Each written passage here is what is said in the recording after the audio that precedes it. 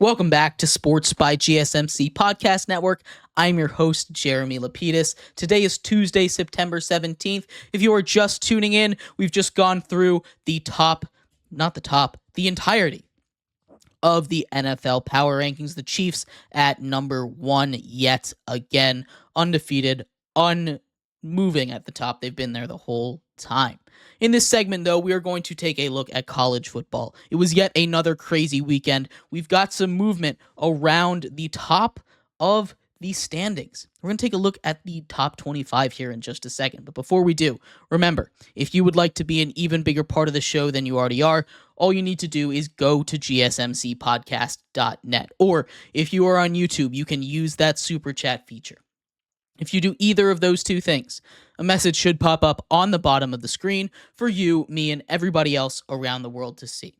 If you do have a burning question about sports, anything at all that you would like to ask, go and throw that in the comments. Throw it in the chat. I will get to it as soon as I possibly can. I appreciate everybody so much for sticking around, talking some sports with me here on a beautiful Tuesday, September 17th.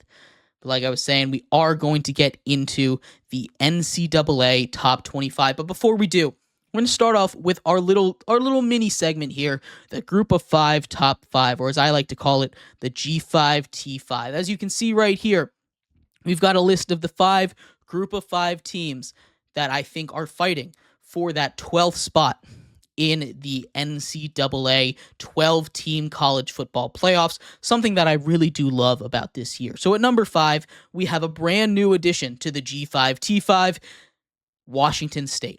Coming off of a huge rivalry win versus Washington, if they run the table here, there is a shot that they get that bid. They take on Boise State in Boise State. If they're able to win that game, they shoot right up the rankings, maybe even to the top. At number 4, Northern Illinois. They're coming off of a bye. They're down one spot. Memphis had a big win this week. They're down one spot to number 4 after taking down Notre Dame, who just puts up 66 points this week. Incredibly impressive from a unit that I thought was broken. Now, it wasn't against a great team, but Northern Illinois, number 4. At number 3, we have Memphis. They take down Florida State. Florida State falls to 0-3. They are under hits for wins for the first team to have that happen in all of the FBS. Kind of crazy. They started at a number 10 in the whole nation. They're now 0-3, losing to 3 unranked teams. The first time that's ever happened in the history of college football. At number 2, UNLV, another big win for them this last week, coming over Kansas. Team that was just ranked before losing to Illinois. Kansas turned the ball too many times. They turned it over way too much, like we were saying on Friday. UNLV takes advantage, gets a tight win, and Boise State on a bye still holds on to that number 1 spot. Going toe-to-toe against Oregon, a team that put it all together this week. They looked really impressive. Boise State continues to be that number 1 team for me in the Group of 5. But getting to the rest of the list, the NCAA top 25. It's been a bit. I put together my list. It's been 1 week. We'll see how different it is. At number 25, we have Illinois. The Illinois Fighting Illini stay at 25. Another big win for them.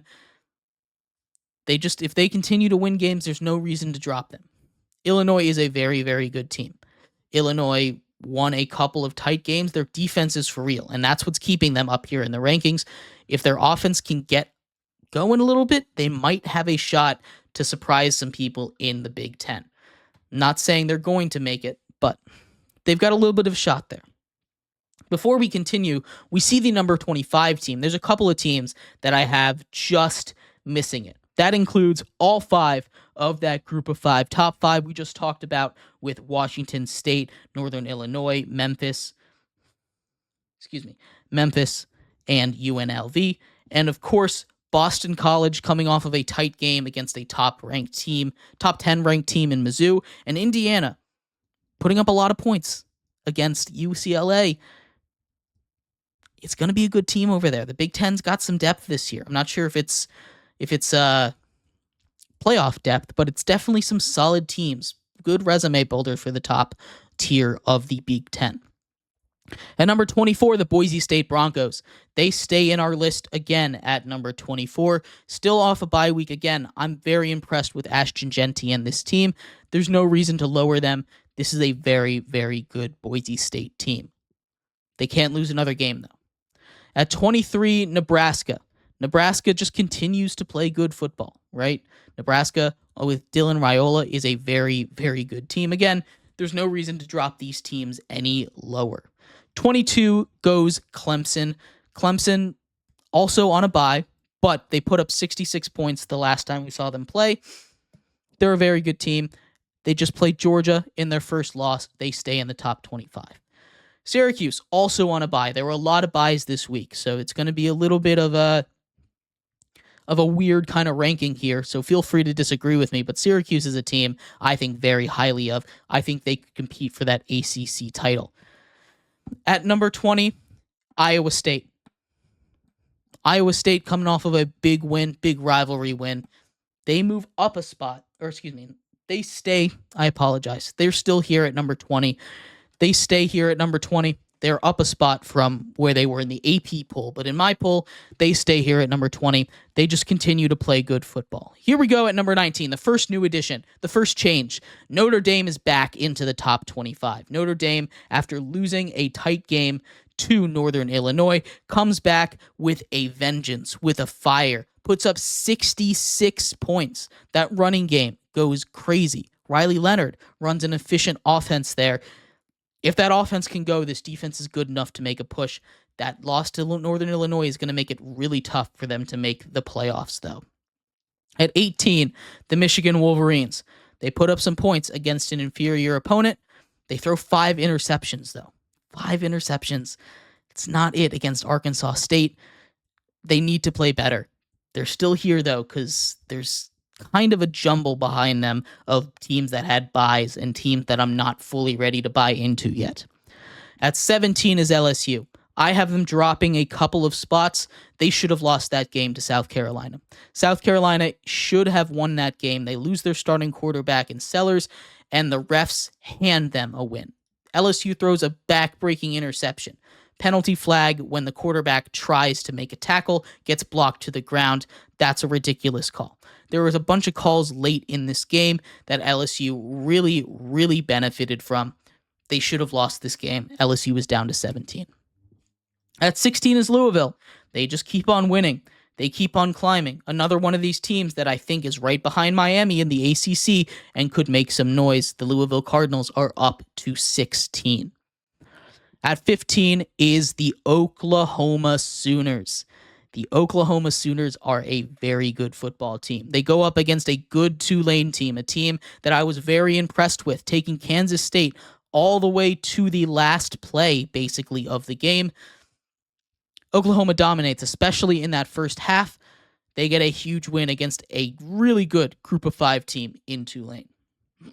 At 14, Oklahoma State. What can I say? Alan Bowman does his job. Ollie Gordon has been a little bit disappointing this season, but that offense is going. Again, after a little bit of a scare last week, they seemingly put it all together, got it figured out. Alan Bowman throws for about 400 yards in this game.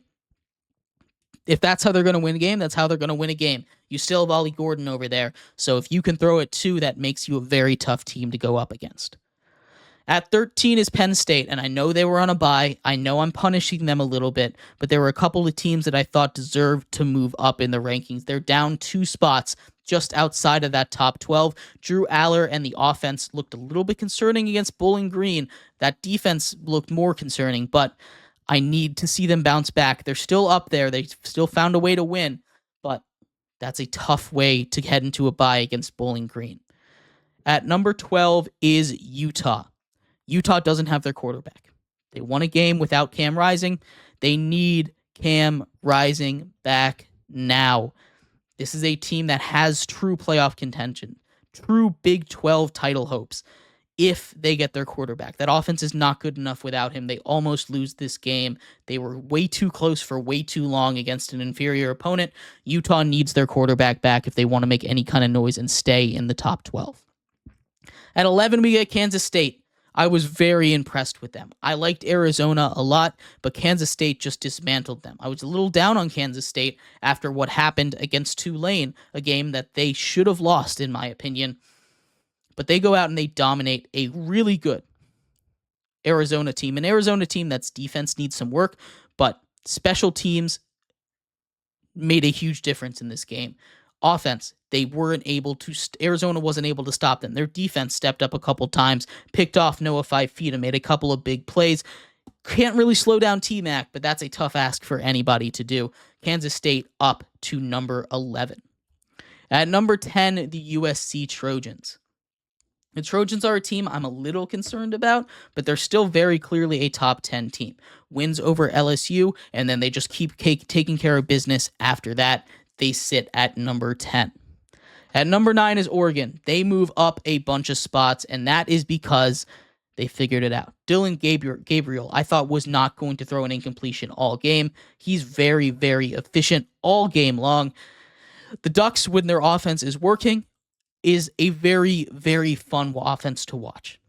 Their defense is a little scary. Their run defense is terrifying. It's not good. It's very bad. If they start losing, if they aren't pulling ahead early, if their offense sputters a little bit, especially against Texas, against Ohio State, against some of these teams that can really run the ball, they might be in a little bit of trouble. At number 8, Mizzou. Mizzou gets a big win over 24 ranked Boston College. It's a little tighter than I would have thought, a little tighter than I would have hoped. Maybe everyone was a little too high on them to begin. They're down 2 spots to number 8. Still a very good team, though. I want to see their offense and defense step up a little more against good competition, because if they head into the SEC play like that, they're going to get destroyed. At number 7, we have Tennessee.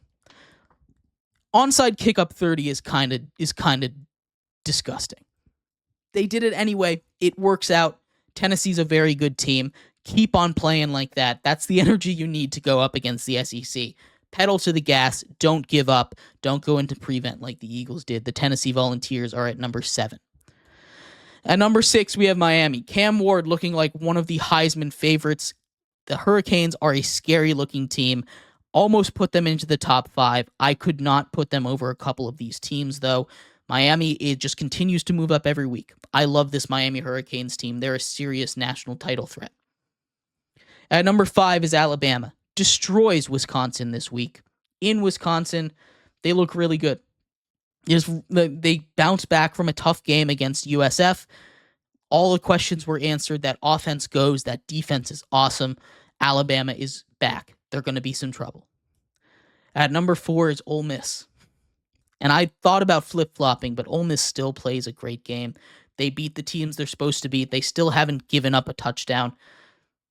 They're just really good. Ole Miss is just really, really good at football. And if that defense can keep playing like this, they might be able to take a trip to the SEC championship game. And number 3 is Ohio State. They stay put there. Ohio State, again, they haven't really played anybody yet, but they just keep winning, and that's all you can ask them to do. Keep winning. Eventually, you'll get your chance to show that you belong with the big boys or are better than some of the big boys. And at number 2, we have a swap. Georgia falls 1 spot after a tight game against Kentucky, winning 13-12. That is not a very Georgia-like performance. We've seen their offense be kind of bad the last couple of early in this season. First half against Clemson was bad. Really, both of the halves of this game were kind of bad, only putting up 13 points. Their defense does its thing, as always, but that's scary. Kentucky was a little cowardly on offense, that if they pushed the pedal down a little more, you're looking at one of the bigger upsets of the whole season. Georgia needs to play better than that. I'm sure they will, but it's a little scary there. And at number 1, we have Texas. Quinn Ewers goes down. Arch Manning comes in. What does he do?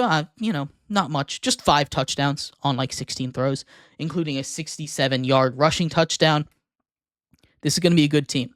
Quinn Ewers is still the better quarterback. There's questions about whether Arch Manning should be starting. No, that's ridiculous. Let Quinn Ewers start. Quinn Ewers is one of the best quarterbacks in the nation, and Arch Manning looks like he could be one of the best quarterbacks in the nation, But this is Quinn Ewers' team. We don't need to have that discussion. Let him finish out the year, and then you have your backup plan in Arch Manning ready to go next season when Quinn Ewers goes pro. Should be a lot of fun, the Texas Longhorns this year. At least you know you have a backup plan if anything happens. But let me know what you think of my college football top 25. I'd love to hear your thoughts. Any team I'm way too low on, any team I'm way too high on, any team that I didn't put in the top 25 that you think should have been in there. I'd love to hear your thoughts. But thank you, everybody, so much for tuning into today's episode of Sports by GSMC Podcast Network. I have been your host, Jeremy Lapidus. We'll be back here same time, same place, covering all of the biggest news around the world of sports tomorrow. I hope you'll tune in then. Until then, I'll see you. You guys have a good one. Bye-bye.